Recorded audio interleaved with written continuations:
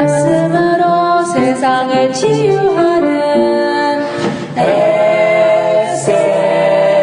SLC. 당신은 소중한 사람,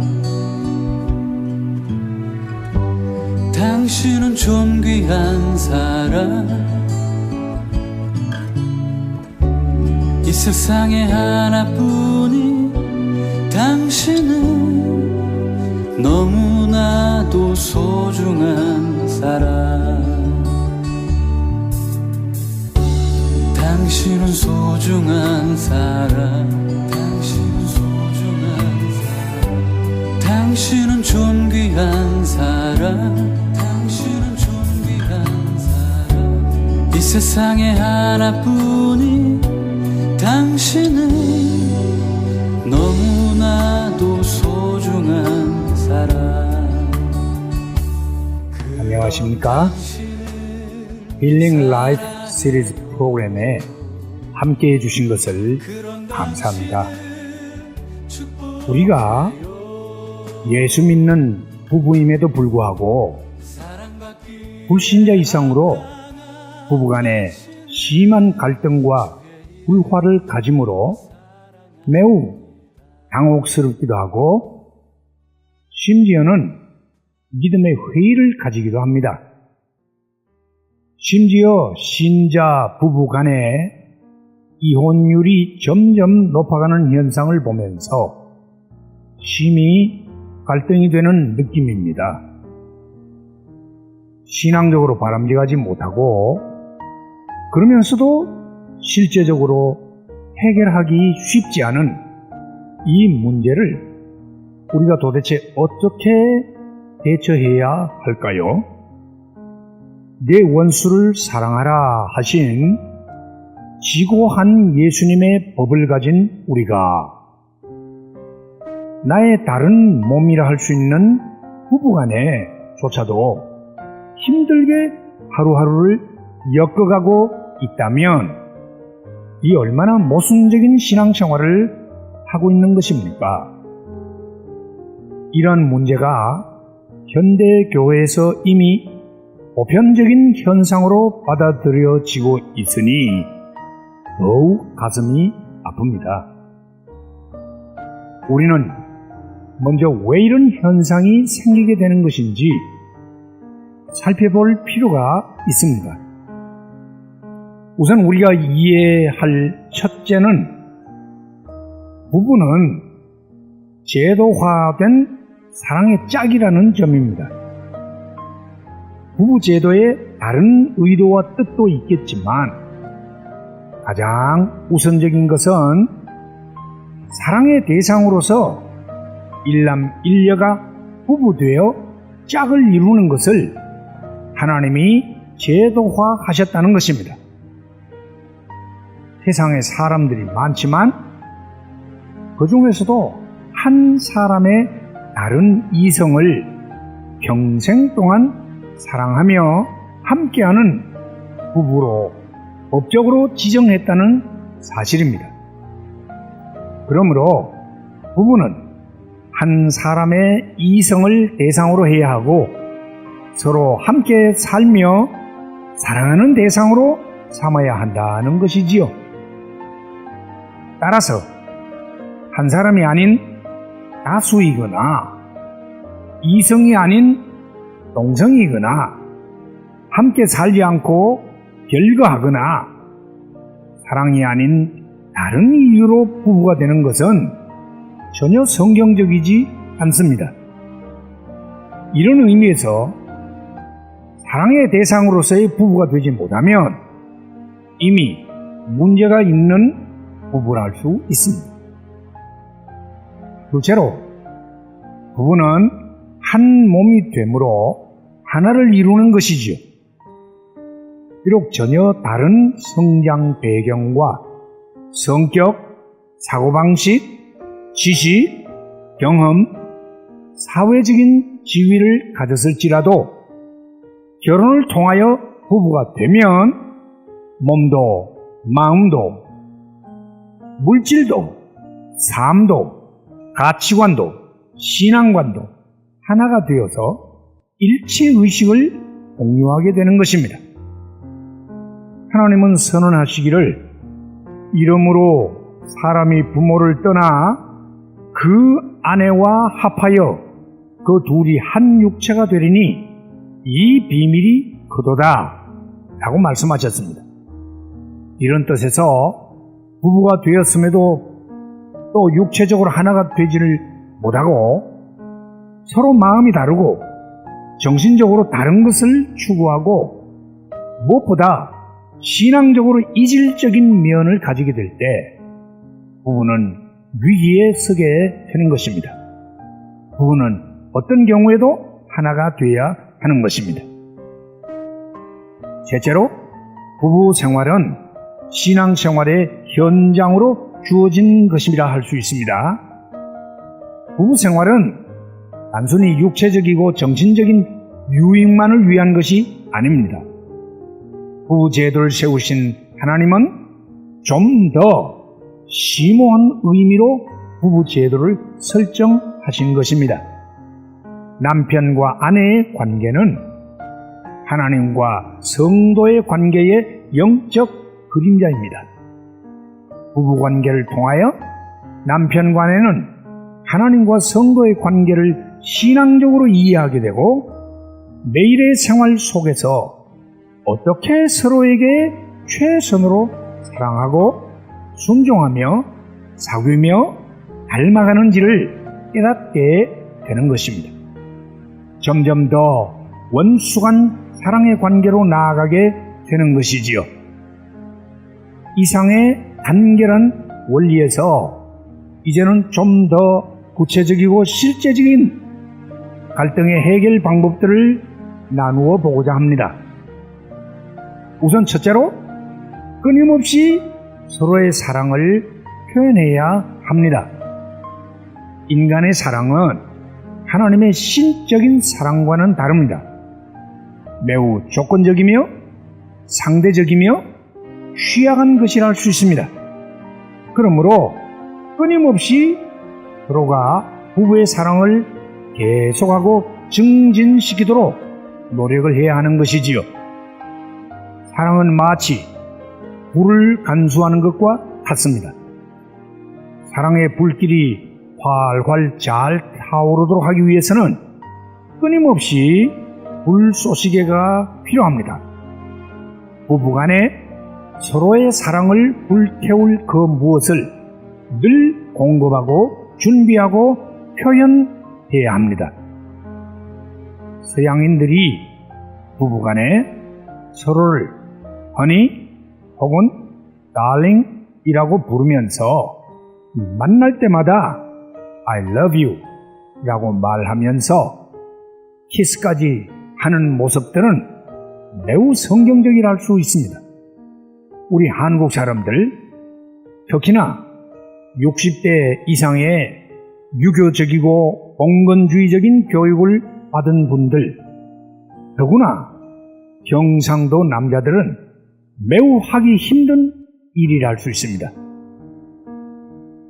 저부터도 해보려고 하면 머리에 쥐가 나는 것 같아서 영 어색하곤 합니다.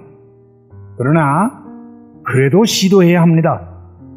사랑은 표현을 해야 전달이 되는 것입니다. 마음에만 품고 있는 갑돌이식 사랑은 개봉되지 않은 영화와 같아서 상대의 감동과 감격을 끌어올 기회를 가지지 못하는 것이죠. 비록 작은 시도이지만 당신의 사랑을 표현하시기 바랍니다. 둘째는 서로의 개별성을 인정하려고 노력해야 합니다. 분명 부부가 되었고 육체적으로 하나가 되었지만 여전히 많은 부분이 서로 다릅니다. 그래서 처음에는 그런 대로 견디지만 나중엔 도저히 서로의 차이를 극복해내지 못하여 고통하는 모습들을 보게 됩니다. 대개의 부부 갈등의 원인이 여기에 있습니다. 성격 차이, 생활 방식 차이, 사고 방식 차이, 바로 이런 것들이지요. 어떤 목사님이 국제 결혼을 했는데 목사님은 시약을 뒤에서부터 앞으로 짜서 사용하는데 미국인 사모님은 앞에서부터 짜서 사용하는 바람에 부부가 서로 싸워서 나중에는 I'm gonna kill you 라는 표현까지 했다는 간증을 들으면서 비록 부부지만 우리가 얼마나 서로 다른가를 느끼게 됩니다. 우리는 서로가 부부지만 전혀 다른 개성을 가진 하나님의 피조물임을 기억하고 상대를 서로 존중하고 다른 점을 이해하고 서로 맞추려고 노력하는 인내가 필요한 것입니다. 참지 못하면 어려움이 생기는 것입니다. 하나님은 하나님과 너무나도 다른 우리 모두를 지금까지 참아주시고 인내하고 계십니다. 잘 참으시기 바랍니다.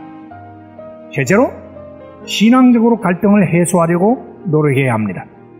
우리 그리스도인들의 모든 문제는 언제나 신앙적으로 곧 믿음 안에서 해결해야 하고 또 해결할 수가 있습니다.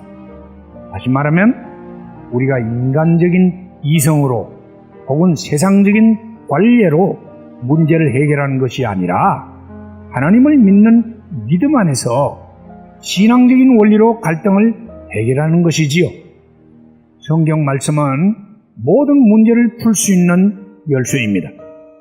그래서 사도 바울은 힘있게 증거하기를 모든 성경은 하나님의 감동으로 된 것으로 교훈과 책망과 바르게 함과 의로 교육하기에 유익하니 이는 하나님의 사람으로 온전케 하며 모든 선한 일을 행하기에 온전케 하려 함이니라.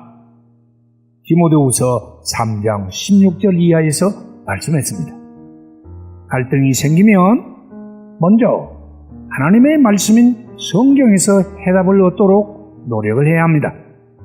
나아가서 기도는 갈등을 영적으로 감당하고 품고 녹일 수 있는 능력을 얻게 하는 것입니다. 기도의 사람은 부부의 갈등을 충분히 감당할 능력을 공급받게 됩니다. 갈등이 생길 때마다 부부가 함께 꿇어앉아 함께 기도하는 것은 가장 강력한 문제 해소의 모습이라 할 수 있습니다. 우리는 신앙적으로 부부 갈등을 해결하려고 노력을 해야 합니다. 넷째로 자신의 부족과 실수를 솔직히 인정하고 사과하시기를 바랍니다. 많은 경우에 자신의 실수와 부족함이 분명한데도 자존심 때문에 끝내 고집함으로 갈등을 점점 더 깊게 하는 경우가 많습니다. 특히 남편의 경우가 많은데 자신의 잘못을 인정하고 사과한다고 자기 위신이 결코 상하거나 깎이지가 않습니다. 오히려 어쩌면 더 정직하고 진솔한 모습으로 상대에게 호감으로 여겨질 수도 있습니다. 그것으로 막힌 대화와 감정이 풀려나가고 훨씬 더 깊은 것을 나눌 수도 있게 되는 것이지요. 별로 중요하지도 않는 자존심 대결은 부부 서로에게 아무런 도움도 되지 않습니다. 그것은 서로에게 장벽만 쌓아가게 되는 것이지요. 우리는 솔직히 나의 잘못을 인정하고 사과하는 그 너그러운 마음을 가질 수 있어야 합니다. 마지막으로 서로를 비판하고 비난하는 일을 삼가하시길 바랍니다. 어쩌다가 상대에게 잘못과 허물이 있다고 해도 결코 상대방을 직접적으로 비판하고 비난하는 것은 결코 현명하지 못합니다. 그것은 상대에게 상처를 입히는 것이요 분노를 유발하는 것입니다. 상처 입은 야수적인 본능은 즉시 반격을 하게 되고 그 반발은 함께 상처를 입게 만듭니다. 반격에 반격을 거듭하면 결국은 건너올 수 없는 깊은 증오의 골짜기로 떨어지게 되고 치료할 수 없는 상태로 하고 마는 것입니다. 이런 의미에서 오히려 적극적으로 상대를 칭찬하고 격려하는 말은 부부관계에 놀라운 생명력과 활기를 불어넣게 됩니다. 남편들이여, 아내들이여, 부디 당신의 하나뿐인 귀한 짝을 칭찬하고 격려하시기를 바랍니다. 하나님께서 여러분에게 성령 하나님을 통해서 신령한 지혜를 주셨어요. 아름다운 칭찬과 격려의 사람들을 세워주시기를 원합니다. 우리 함께 기도하겠습니다. 거룩하신 하나님, 우리에게 일평생 동안 서로 사랑하는 짝으로 세워주시고 함께하여 하나님의 나라를 가꾸어 갈 수 있는 신앙의 짝을 부부로 허락하심을 감사합니다. 예수 안에서 하나 되게 하시고 주의 나라와 복음을 위하여 힘있게 역사할 수 있는 귀한 사랑의 짝들로 세워 주옵소서. 험한 세상에서 강력한 죄의 공격과 사단의 유혹 가운데도 신앙 부부의 관계가 결코 손상되거나 깨어지지 아니하도록 주님 도와 주옵소서. 때로 부부가 갈등할 때 하나님의 말씀이 해답이 되게 하시고 기도 안에서 신령한 능력을 받아 아름답게 갈등을 해소하며 서로를 격려하고 칭찬하고 자신의 잘못을 고백하고 또 안아줄 수 있는 귀한 믿음의 부부들 되게 하옵소서. 예수님 이름으로 기도하옵나이다. 아멘.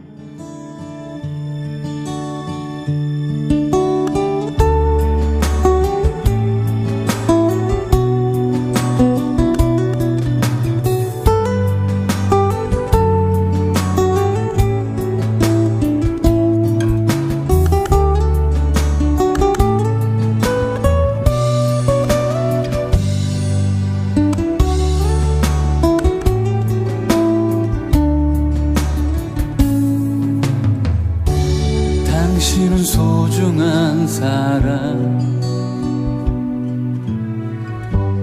당신은 존귀한 사람,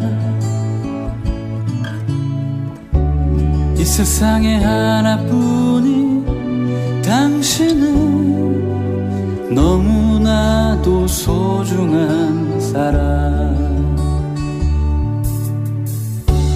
당신은 소중한 사람, 당신은 소중한 사람, 당신은 존귀한 사람, 당신은 존귀한 사람, 이 세상에 하나뿐인 당신은 너무나도 소중한 사람. 그럼 당신을 사랑해요. 그런 당신을 축복해요. 사랑받기에 합당한 당신을 주의 이름으로 사랑합니다.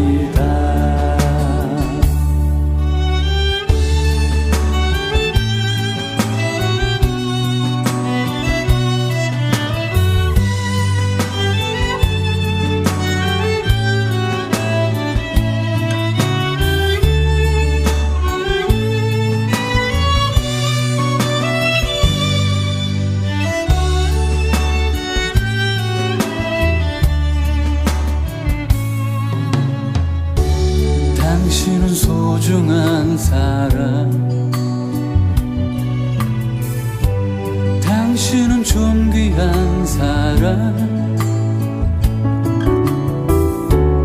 이 세상에 하나뿐인 당신은 너무나도 소중한 사람. 그런 당신을 사랑해요. 그런 당신을 축복해요.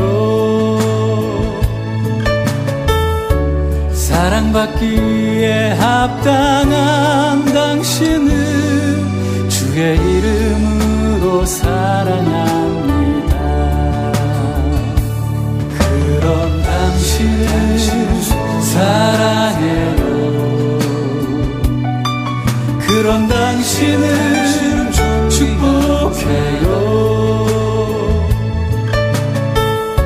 사랑받기에 합당한 당신을 주의 이름으로 사랑합니다. 주의 이름으로 축복합니다. 그런 당신은 소중한 사람.